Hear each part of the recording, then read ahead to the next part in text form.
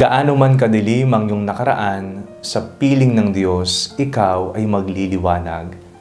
Ako po si Father Fiel Pareha at ito po ang ating segment, ang Daily Devotion, na kung saan tayo po ay magdarasal, magbabasa at magdinilay kasama ng salita ng Diyos sa buong taon.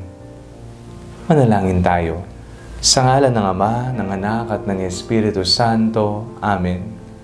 Halina, Banal na Espiritu, liwanagan mo ang aming puso at isip nang maunawaan at may sa buhay namin ang iyong salita. Amen. Our Bible passage for today is from the first letter of John, chapter 3, verses 1 to 3, and I read it for you. See what love the Father has given us, that we should be called children of God, and that is what we are. The reason the world does not know us is that it did not know Him. Beloved, we are God's children now.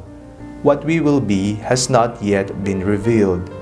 What we do know is this: when He is revealed, we will be like Him, for we will see Him as He is.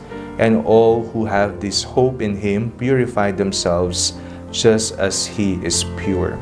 Ngayong araw pong ito, ating pong ipinagdiriwang ang solemnidad ng lahat ng banal. Kung titingnan po natin, ang mga banal ay nagiging role model po natin sa ating pananampalataya. Hindi po natin sila sinasamba, hindi po natin sila ginagawang Diyos, kung hindi atin po silang nagiging halimbawa kung papaano maging banal at sumunod sa yapak ng ating Panginoong Hesukristo. Ang mga banal ay mayroong madilim na nakaraan. Sila man ay nagkamali, sila man ay nagkasala, ngunit hindi naging hadlang ang kasalanan upang sundan ang Panginoong Hesukristo sa kanilang buhay. Sa Panginoon, tayo po ay magliliwanag.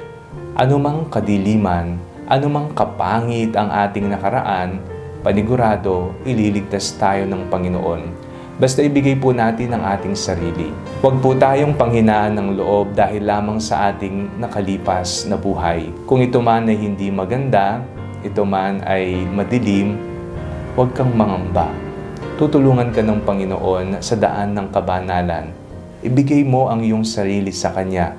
Hindi ka pababayaan at balang araw, makakasama natin ang lahat ng mga banal sa kalangitan. Manalangin tayo. Panginoong Hesukristo, maraming salamat po sa pagbibigay niyo po sa amin ng mga banal na nagiging halimbawa namin upang tahakin ang landas ng kabanalan sa buhay patungo sa inyo. Amen. Sa ngalan ng Ama, ng Anak at ng Espiritu Santo. Amen.